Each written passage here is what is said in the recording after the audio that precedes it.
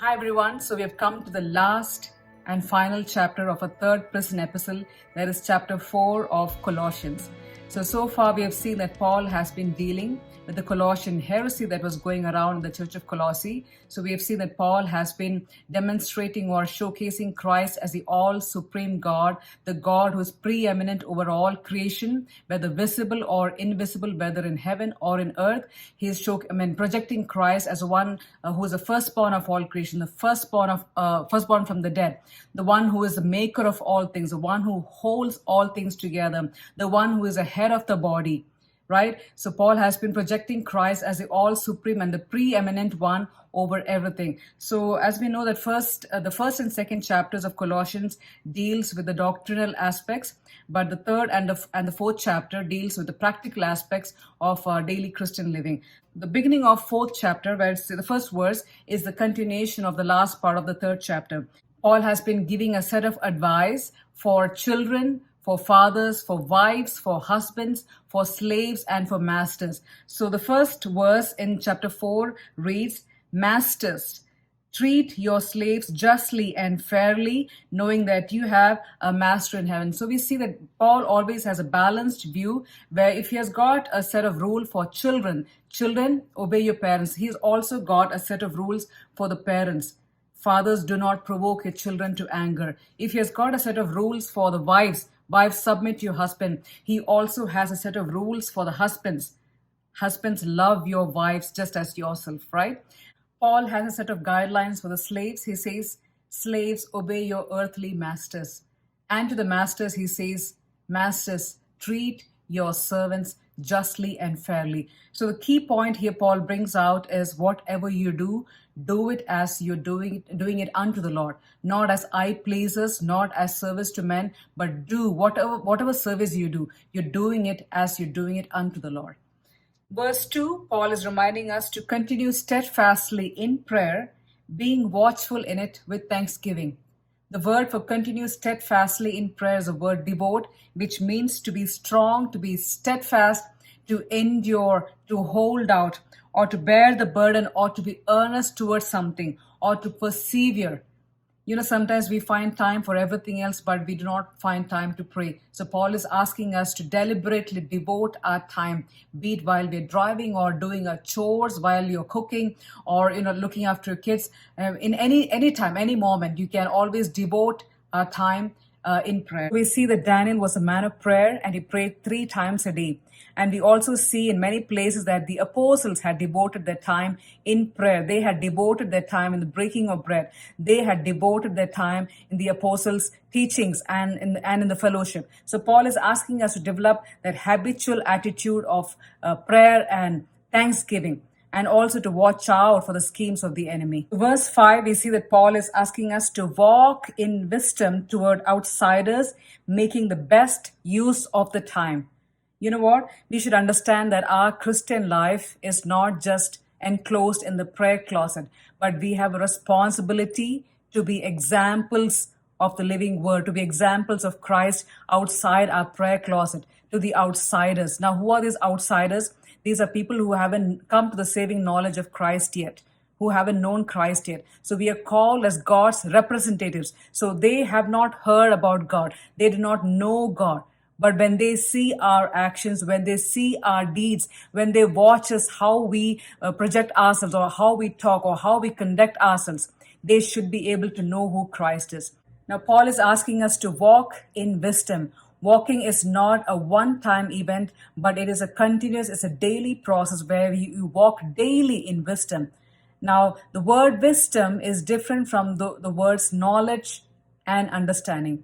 Knowledge is all about gathering information or acquiring facts or collecting information. Understanding is the ability to extract meaning out of those facts. But wisdom is the ability to understand the facts and also to know how and where and when to apply it in a given situation. Wisdom is the ability to understand what to speak, where to speak, when to speak or to whom to speak, and what to do in a given situation. Now we've got to understand that biblical wisdom is much different from the worldly wisdom. Our wisdom needs to come from just one source, that is God, and through His Word. Colossians 2:3 says, "In whom are hidden all treasures of wisdom and knowledge." Proverbs 2:6 says, "For the Lord gives wisdom. From his mouth comes knowledge and understanding." And in James, as you all know, James says that if anyone lacks in wisdom, let him ask God, who gives generously to all without reproach. He will not rebuke you for asking. If today you are struggling to know how to handle a situation, maybe it's a situation with your spouse, or maybe it's a situation with your children, or with your sibling, or with your parents, or it could be with your manager, or with your colleagues, or with your friends, or with your best friend, and you do not know how to handle the situation, ask of God. That's what James says. Ask him, ask the Lord, and he will give you liberally, generously to all those who ask. Walk in wisdom toward outsiders, making the best use of the time. Paul is asking us to make the very best use of our time. That means not to miss any opportunity that we get to share the gospel of Christ. Sometimes, you know what, we're not able to share the gospel directly, but there might be a colleague of yours or a friend of yours who would come and say that he or she feels drained out, or he or she feels discouraged that day. So Paul is asking us to make that particular moment that God is bringing, to make use of that time to share the gospel of Christ to that person, just to share what God did for you. Or you can even ask a person, can I pray for you? So for that, you need the wisdom of God. That's what Paul is saying. Walk in wisdom toward outsiders, making the best use of the time. Verse 6 says, "Let your speech always be gracious, seasoned with salt, so that you may know how you ought to answer to each person." So Paul is asking us, let your speech be gracious. That means let your speech, let your conversation, let your words be permeated with grace and seasoned with salt. Now, we all know that salt is a very common ingredient in our kitchen, in our pantry, or anywhere where food is prepared. You need to season your steaks with salt, right? You need to season your curry with salt. So salt is a common ingredient, but yet it's a very significant ingredient. Salt is used as a seasoning agent because it adds flavor. It makes the food palatable. Salt is used to seal a covenant. And we can find many other usages of salt that we find throughout. Now, why are we speaking about a speech being seasoned with salt? Because I believe the words that come out of our mouth is very important. Sometimes our words can act as powerful weapons. You know, Psalm 55, verse 20 to 21 mentions about our words as drawn swords. It can literally destroy a person. It can crush the spirit of a person. So that's why Paul is asking us to be, that your speech may be gracious, permeated with grace, and let it be seasoned with salt. Can we examine ourselves today? Is our speech seasoned with salt? Is our speech seasoned with salt when we talk to outsiders? Is it bringing healing to somebody's soul? Is it bringing restoration to somebody's soul? Is it leaving a person refreshed after they talk to us? Can we examine if our words bring preservation in somebody's life, just like salt is used for preservation? Is it preventing somebody's life from decay, right? Is it bringing beauty, or is it adding beauty to somebody's life? Is it enhancing somebody's beauty through our speech? The way we speak, the way we conduct, the way we converse with another person should leave that delectable taste in their hearts that should really provoke them to know the Lord through us. Right? That's why Paul is saying, let your speech be always be gracious. That means permeated with grace and seasoned with salt, so that you may know how you ought to answer each person.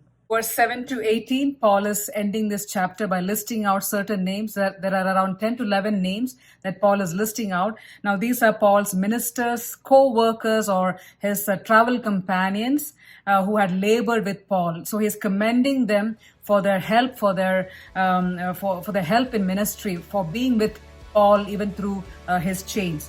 So, and also some of the people mentioned here, they are messengers who would carry these letters written by Paul in the prison, that they would carry them to those respective churches and deliver them. Now, I really pray that the letter of Colossians will bless each and every one of you. The God who is a holder of all things, the God who is preeminent above all things, the God who is a creator, who is a beginning of everything, who is a source of everything, who is a source of all wisdom and understanding, truly bless and lead each one of you today. God bless you.